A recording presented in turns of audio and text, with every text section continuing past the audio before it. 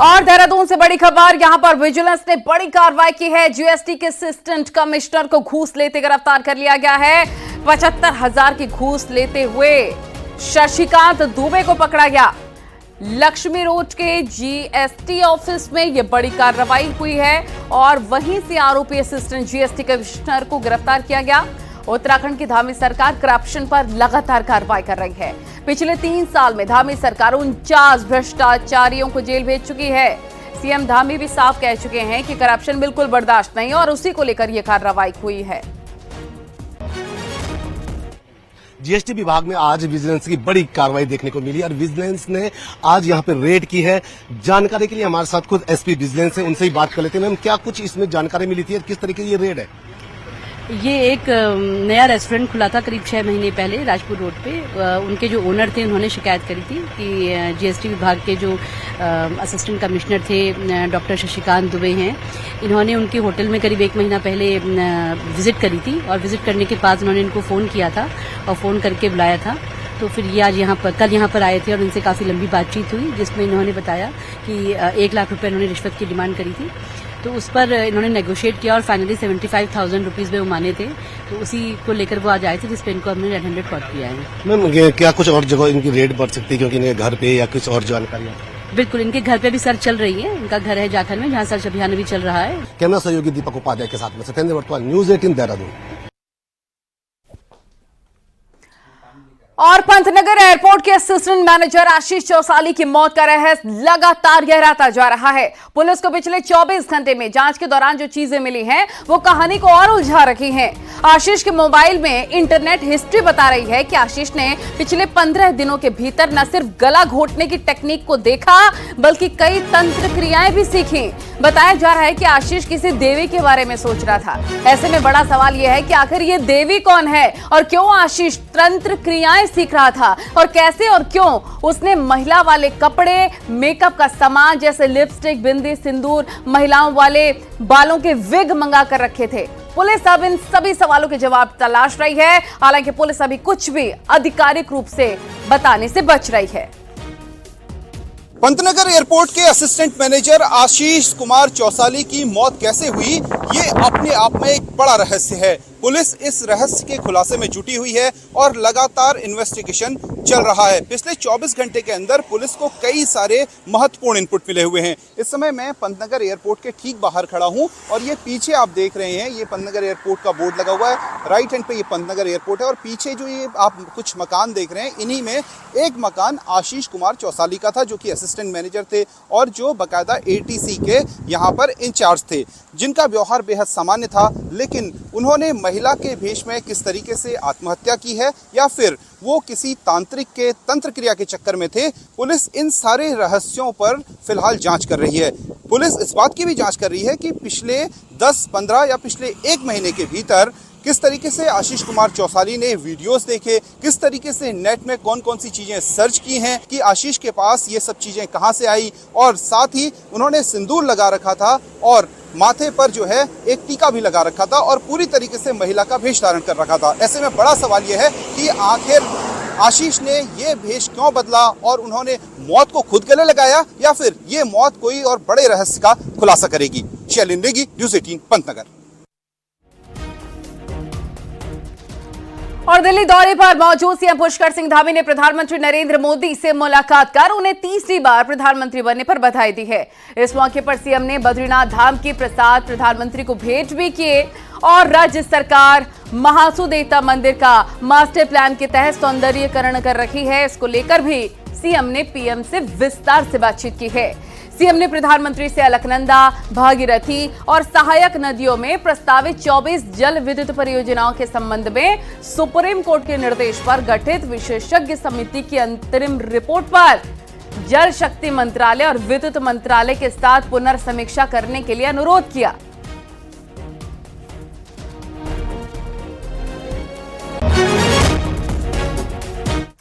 और उत्तराखंड के मुख्यमंत्री पुष्कर सिंह धामी ने आज दिल्ली के केंद्रीय गृह मंत्री अमित शाह से मुलाकात की। इस दौरान उत्तराखंड से संबंधित कई मुद्दों पर बातचीत हुई है। सीएम धामी ने राज्य में आपदा के बाद पुनर्निर्माण के लिए धनराशि बढ़ाने की मांग की। इसके अलावा सीएम धामी ने नैनीताल में शत्रु संपत्ति मेट्रोपोल होटल परिसर को राज्य सरकार को दिए जाने की मांग की, ताकि नैनीताल में पार्किंग का निर्माण हो सके।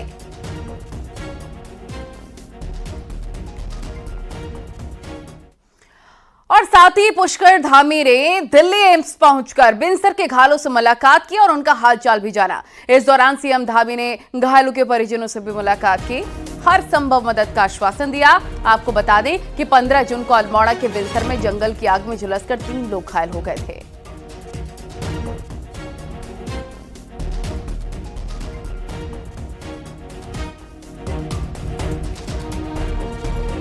और कांग्रेस नेता हरक सिंह रावत ने लंबे वक्त बाद चुप्पी तोड़ी है और कांग्रेस पार्टी के साथ साथ हरीश रावत पर भी खुलकर सवाल उठाए हैं। अब कांग्रेस का भी इस पर बयान आया है। कांग्रेस प्रवक्ता का कहना है कि पार्टी हमेशा उनके साथ रही है। हालांकि ये भी कहा कि उनके खिलाफ अगर एजेंसियों के पास पुख्ता सबूत हैं तो कार्रवाई होनी चाहिए। वहीं बीजेपी ने भी इस पर चुटकी ली है और कहा कि मुख्यमंत्री छोड़कर वो सारे पदों पर रहे, लेकिन उनकी उछल कूद ही उनके लिए घातक रही।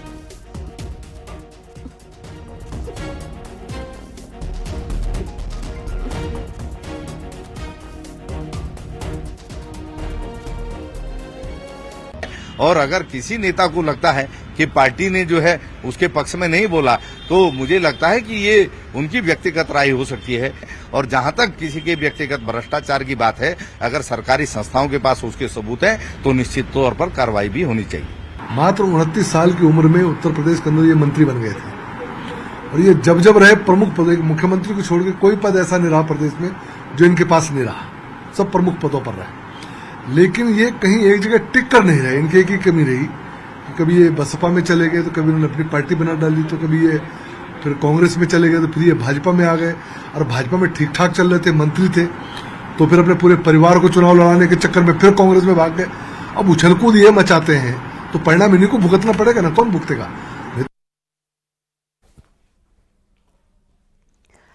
और देहरादून में रिस्पना नदी के किनारे काठ बंगला में अवैध निर्माण हटाने का अभियान लोगों के भारी विरोध के बाद फिलहाल मंगलवार को टाल दिया गया है।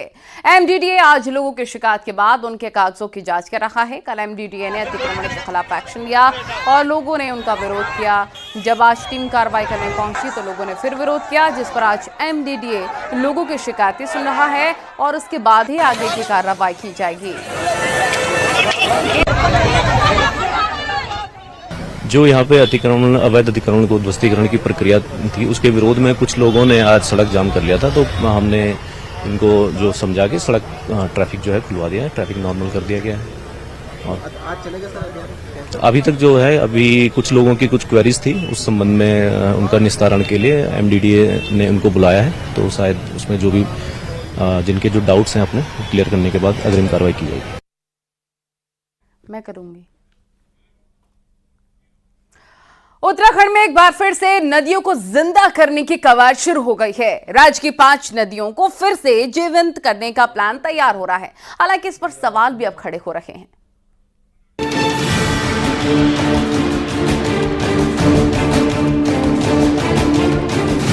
साल 2017 में देहरादून की रिस्पना और अल्मोड़ा की कोसी नदी के पुनर्जीवन का अभियान जोर शोर से शुरू किया गया था।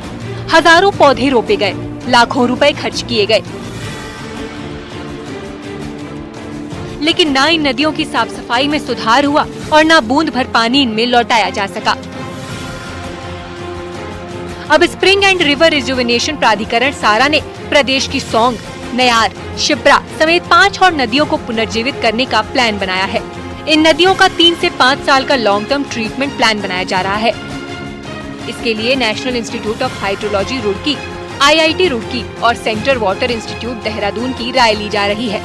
रिस्पना और कोसी की कमियों से सबक लेने की बात कही जा रही है और उसे एक लर्निंग लेकर के हम आगे की जो उपचार योजनाएं हैं उसमें सम्मिलित करेंगे। और जैसे मैंने आपको बताया कि ये उपचार योजनाएं जो इसकी ये 5 से 6 नदियों का जो हम शॉर्टलिस्ट करेंगे, इसका उपचार हेतु जो प्लान बनेगा उसको बेशक हमको 6 से 1 वर्ष लगे, मगर उसका एक साइंटिफिक तौर पे ट्रीटमेंट प्लान बनाया जाएगा। नदियों को पुनर्जीवित करने के इस अभियान पर राजनीति भी शुरू हो गई है। कांग्रेस का कहना है कि ये सिर्फ बजट ठिकाने लगाने की योजना है। रिस्पना और कोसी नदी का हाल किसी से छुपा नहीं है। कांग्रेस ने इस पर श्वेत पत्र तक की मांग कर डाली। ऋषिपणा का पानी का सोर्स आता है, उस जगह पे आप चले जाएंगे तो वहां भी आप देखेंगे कि अतिक्रमण करके उसके सोर्स को भी बाधित कर दिया गया। यही हाल कोसी नदी का है। अब नई 5 नदियों का राग अलापना शुरू कर दिया है। जलागम बैठक हो रही है, अपर मुख्य सचिव बैठक ले रहे हैं, उसमें कह रहे हैं साहब ये केवल और केवल हजारों करोड़ रुपया डकारने का इंतजाम है। उसके साथ साथ हम लोगों ने और नदियों को भी उसमें सम्मिलित किया है और उनको भी हम पुनर्जीवित करना चाहते हैं। तो इस बात का स्वागत होना चाहिए। कांग्रेस भी आखिर लोग तो हैं यहीं के, तो उनको सिर्फ राजनीतिक चश्मा लगा के नहीं देखना चाहिए, उनको भी इसका स्वागत करना चाहिए कि अच्छा काम बीजेपी करने जा रही है। ये काम तो उनको भी दिया गया था। जलागम परियोजना के तहत आने वाला सारा ने प्रदेश के 5,428 सूख चुके जल स्रोतों के ट्रीटमेंट का भी प्लान बनाया है, जिसमें सबसे ज्यादा 1,755 जल स्रोत अल्मोड़ा जिले में हैं, 816 टिहरी, 742 उत्तरकाशी के शामिल हैं। देहरादून से न्यूज 18 के लिए सुनील नवप्रभात की रिपोर्ट। बागेश्वर के विश्व प्रसिद्ध पिंडर घाटी में एक दिव्य पर्वत की खोज हुई है। जिस तरह पिथौरागढ़ जिले में ओम पर्वत है, उसी तरह बागेश्वर जिले की पिंडर घाटी स्थित देवी कुंड के सामने हिम शिखर पर स्वास्तिक आकृति का दिव्य पर्वत दिखा है। देवी कुंड बागेश्वर से 100 किलोमीटर की दूरी पर है। ये देवी कुंड के पास कुछ ट्रैकर्स और ग्रामीण गए हुए थे, जिन्होंने सामने पर्वत को देखा तो ओम पर्वत की तर्ज पर स्वास्तिक का निशान भी देखा गया। ग्रामीणों ने इसे चमत्कार बताया है। अब वाछम गांव के ग्रामीण यहां एक देवी मंदिर बनाने की तैयारी कर रहे हैं। साथ ही ग्रामीण श्रमदान कर कठिन रास्तों से निर्माण सामग्री लेकर देवी कुंड जा रहे हैं, जिससे इस मंदिर के सामने स्वास्तिक पर्वत के सीधे दर्शन हो सकें। बागेश्वर जनपद में स्वास्तिक पर्वत दिखने से यह इस देवभूमि के में स्थापित बागेश्वर जनपद में धार्मिक पर्यटन का और अधिक महत्व होगा। जैसे पिथौरागढ़ जनपद में ओम पर्वत का अपना काफी महत्व है और वहाँ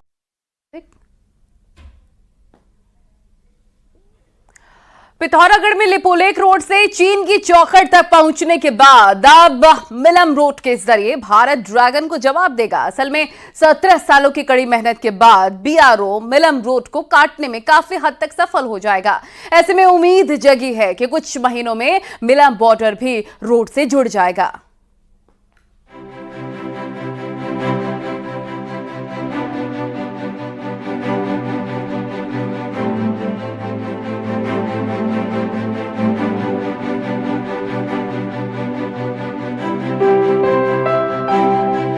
वैसे तो मुनस्यारी से मिलम तक रोड काटने का काम 2008 में ही शुरू किया गया था, लेकिन 65 किलोमीटर की कठिन पहाड़ियों को काटने में बीआरओ को 17 साल का सफर तय करना पड़ा है। लिपुलेख बॉर्डर की तर्ज पर ही मिलम बॉर्डर भी खासा अहम है। ये इलाका चाइना की सरहद के काफी करीब है। यही वजह है कि यहाँ भारतीय सुरक्षा तंत्र हर वक्त एक्टिव रहता है, लेकिन रोड से कनेक्ट नहीं होने के कारण स्थानीय लोगों के साथ ही सुरक्षा बलों को खासी दिक्कतें अब तक उठानी पड़ती थी। लेकिन अब बॉर्डर का ये इलाका जल्द ही रोड से जुड़ने वाला है। है मुनस्यारी टू मिलम लगभग 65 किलोमीटर का रास्ता है। इसमें बीआरओ द्वारा रोड कटिंग का काम किया जा रहा है। ये काम लगभग जिस हिसाब से हमारे पास इंफॉर्मेशन है, ये लगभग 1 महीने में कंप्लीट हो जाएगा और मिलम मुनस्यारी से बाई रोड कनेक्टेड हो जाएगा। मिलम 14,000 फीट की ऊंचाई पर बसा है। यही वजह है कि यहाँ तक रोड पहुँचाना भी इतना आसान नहीं है।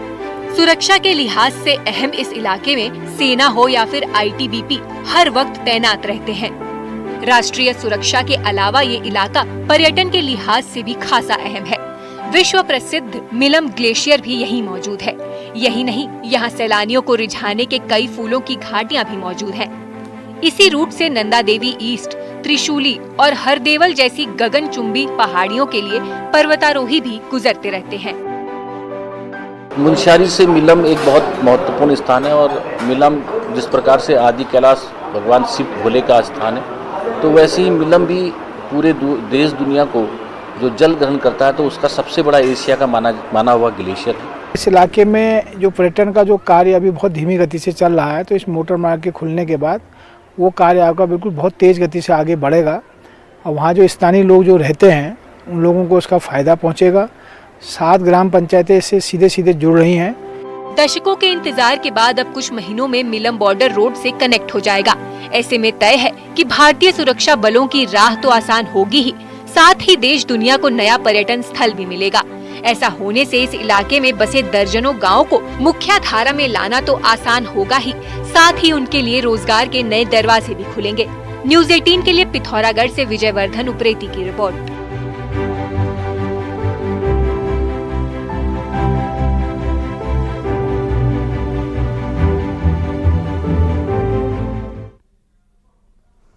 सरकार परीक्षाओं को नकल विहीन बनाने के लिए भले ही लाख कदम उठाए, लेकिन जब परीक्षा की बेईमान निकल जाए तो फिर क्या किया जाए।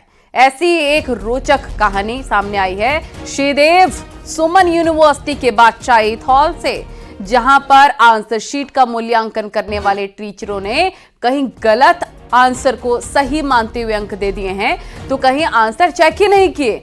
इसका खुलासा राज्य सूचना आयोग ने किया है। शिकायतकर्ताओं के इतिहास और राजनीतिक शास्त्र की आंसर शीट आयोग ने तलब की है। तो जांच के दौरान राज्य सूचना आयुक्त भी दंग रह गए, क्योंकि मुस्लिम लीग के एक सवाल पर दिए गए गलत जवाब को भी सही मान लिया गया। अब राज्य सूचना आयुक्त ने इसे गंभीर लापरवाही मानते हुए कहा है कि ये छात्रों के भविष्य के साथ खिलवाड़ है, जिसे किसी भी दिशा में स्वीकार नहीं किया जा सकता। और अब आपको दिखाते हैं पहाड़ टॉप 10 न्यूज। उल्लासनगर के खुशहालपुर गांव का एक वीडियो सामने आया है, जिसमें एक लड़के को खंबे से बांधकर पीटा जा रहा है। लड़के पर चोरी का आरोप है। बागेश्वर में आपातकाल के दिन को बीजेपी ने काला दिवस के तौर पर मनाया। जिला ऑफिस में बीजेपी ने कार्यक्रम किया। ज्योतिर्मठ पुलिस ने गाड़ी से 26 पेटी शराब बरामद की, जो देहरादून से झेलम गांव में अवैध रूप से लाई जा रही थी। कॉर्बेट टाइगर रिजर्व के सर्पदुली रेंज में एक मगरमच्छ ने फॉरेस्टर पर हमला बोल दिया।